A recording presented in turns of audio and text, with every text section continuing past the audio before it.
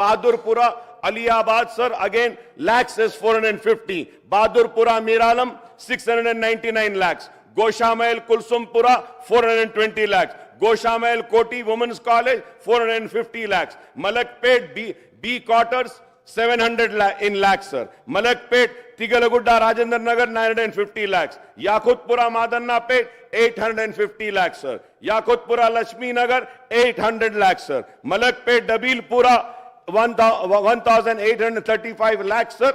And this is for the financial year 21-22. और बोलूं, sir, we take honorable speaker, sir. No, sir, wait, sir. Please wait, sir. I am not yielding, sir. मैं ये बोलना चाहता हूं, अगर हम काम नहीं कराते होते तो बार बार जीत कर नहीं आते। 6 मर्तबा जीत कर आया हूं और लोग यहां से यहां जाते, वहां से वहां आते, लेकिन हम जहां वहीं खड़े हुए हैं। मंसूबे बनाए, साजिश बनाए, हम बुरे दिखे, मुसलमानों की एक आवाज को दबाने की कोशिश करी वो कांग्रेस ने, लेकिन उसके बावजूद भी मुसलमानों ने अपने एतमाद का इजहार हम मजलिस इत्तेहाद अल मुस्लिमीन पे किया और हम कामयाब होकर आए हैं, कामयाब होकर आते रहेंगे। Let me make it one more thing clear, sir. I have come with a majority of 81,000 change votes and I have secured 67,000 poll votes. मतलब यह कि आवाम का भरोसा हमारे साथ है। आप अगर समझते हैं कि आपको इख्तिदार मिल गया 10 बरस के बाद तो आप हमको डराएंगे, हम डरेंगे। हम डरने या घबराने वालों में से नहीं है। हम मुकाबला करते आए हैं, मुकाबला करते रहेंगे। किरण कुमार रेड्डी ने जेल में डाला, हम जेल में रहे। हमको भेज दिया शहर से, हम उस वक्त भी नहीं डरे। अरे हम डरने घबराने वाले नहीं है। मैं 5 मर्तबा जेल में जाके आ चुका हूं, और भी जाना है तो जाएंगे। आप तसादुम चाहते हैं, ठीक है, हम करने तैयार हैं। हम गले लगाने को भी तैयार हैं, लेकिन याद रखो हमारे हाथ दराज हैं। हम इख्तिदार के गिरेबानों को खेल सकते हैं। हम अपने दामन के तार बेचने को तैयार नहीं है। हम तैयार नहीं है। अगर आप समझ रहे हैं कि इख्तिदार है तो हम डर जाएंगे और उठकर हमको डिस्टर्ब करेंगे। नहीं, मुसलमानों की आवाज तेलंगाना में थी, है और रहेगी। इस आवाज को कोई नहीं दबा सकता। यह आवाज पूरे वो ताप के साथ थी और वो ताप के साथ ही रहेगी। हम मसाइल के लिए जिद्दोजहद करते रहे हैं, करते आए हैं और करते रहेंगे। हमारी जिद्दोजहद चंद्रबाबू नायडू के दौर में भी थी। हमारी जिद्दोजहद, आई एम कंक्लूडिंग सर, हमारी जिद्दोजहद किरण कुमार रेड्डी के दौर में। सीएम साहब बात, स्पीकर सर, एक नया मेंबर, नहीं स्पीकर सर, एक नया मेंबर, इतना सीनियर मेंबर नया बनाए सो सरकार के खिलाफ आवाज उठाए तो वो ये मांगा कि 10 साल पिछले sir, please please please please please please please please give me, no no no no mister please mister Akbaruddin Owaisi, no definitely you will get mic, you can, no definitely you will get mic, you can put your argument. I'm not going to, no speaker sir, Akbaruddin Owaisi ji जितने बार बोले, जितने minute बोले, हम कुछ नहीं कहा, मगर ये कोई तरीका नहीं है। स्पीकर सर,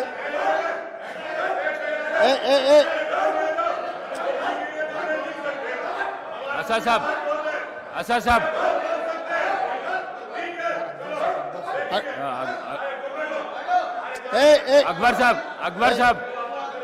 अकबर साहब, स्पीकर सर, बैठिए, आपको माइक देता हूं। स्पीकर सर, बैठिए। इतना नहीं सर, स्पीकर सर, अकबर साहब ने 6 बार चुनाव लड़के 6 बार चुन के आए, इसीलिए हमारे सरकार मेजॉरिटी मिलते ही अकबरुद्दीन ओवैसी जी को हम प्रोटेम स्पीकर बनाए। हम जितना उनको, वो पार्टी को, माइनॉरिटी को जितना मौका देना है हम कोशिश किए। ये 1 minute, yes, because of your seniority, this is not any out of turn quota. We have respected your seniority and your experience. That is what I wanted to clarify. At the same time, he has to respect colleague member. He is also, no, seniority doesn't get any extraordinary powers. Seniority or juniority or first time or 10th time member, her member के लिए एक ही तरह के हक होते हैं। आपके अध्यक्ष में जितने भी 119 मेंबर्स है, हर मेंबर के लिए एक ही तरीका का यहां पर मौका मिलना चाहिए, एक्सप्रेस करने के लिए मौका देना चाहिए। अगर कोई नया मेंबर कुछ मुद्दा उठाए तो सीनियर मेंबर सब्र करके उनको जवाब दिए तो ठीक रहेंगे, तब वो कुछ सीखने के भी एक मौका मिलेंगे। क्योंकि ये सभा में 57 न्यू मेंबर्स चुनाव लड़के जीत के आए। जैसा अकबरुद्दीन ओवैसी साहब को लोग चुने, डॉक्टर कवंपल्ली सत्यनारायण को भी लोग चुन के यहां भेजे। किसी को बेइज्जती करने से अपना इज्जत बढ़ता बोल के कोई समझे तो बहुत अफसोस की बात है। ये ऐसा चर्चा यहां पर हम लोग सब दोस्त है, कलीग मेंबर्स है, एक को दूसरे अगर हम इज्जत दिए तो ही लोगों के सामने अपना इज्जत बढ़ेंगे, अपना एक्सपीरियंस के लिए भी एक शोभा देंगे। और तीसरी बात, speaker sir, I wanted to set right the records. जितने भी मेरे learned friend old city development के बारे में बहुत कुछ कहा, मैं अप्रिशिएट करता हूं, क्योंकि उनका रिकॉर्ड, उनका एक्सपीरियंस ये सभा में रखने के लिए उनको मौका मिले। आप माइक दिए, साहब ने ये मौका को अच्छा उनके डेवलपमेंट के बारे में बोले। मगर मैं एक बात बोलना चाहता हूं स्पीकर सर, ट्रांसमिशन लॉसेस जितना तरक्की किए वो सरकार में था, वो अलायंस पार्टनर है, वो सरकार से अलग नहीं है। बार बार यहीं से केसीआर साहब ने, वहां से हमारे मित्र अकबरुद्दीन ओवैसी साहब ने ये कहा, टीआरएस और एमआईएम का गठबंधन है, हम लोग साथ में रहेंगे, ये सरकार को मदद हम देंगे बोल के वहीं से अकबरुद्दीन ओवैसी साहब ने कहा। तो हम लोग उनको अलग नहीं देख रहे।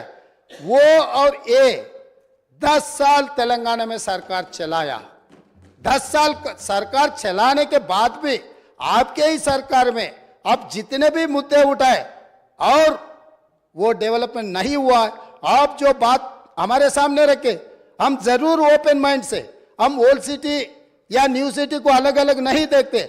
वो शहर हमारे है, 450 साल के शहर है, वो शहर का शान बढ़ाना हमारी जिम्मेदारी है। ओल्ड सिटी में जितना भी डेवलपमेंट के लिए अकबरुद्दीन ओवैसी एमआईएम पार्टी के नेता है, ये पूरा मुस्लिम का जिम्मेदारी ले सो वाला नहीं है। ये आम जनता, हिंदूज भी उनको वोट डाले। जहां पर चंद्रायन गुट्टा में पूरा मुसलमान वोटों से चुन के आए क्या? ओल्ड सिटी में जितने भी 7 एमएलए जीत कर आए, हिंदू का कोई किसी का वोट नहीं मिला एमआईएम को। यह बात कहना चाहता है, यह बात तो ठीक नहीं, अफसोस की बात है। सब लोग आपको वोट देके आपको चुना के इधर भी जाए। आप बोल रहे मुसलमान के आवाज दबाने के लिए कोशिश कर रहे।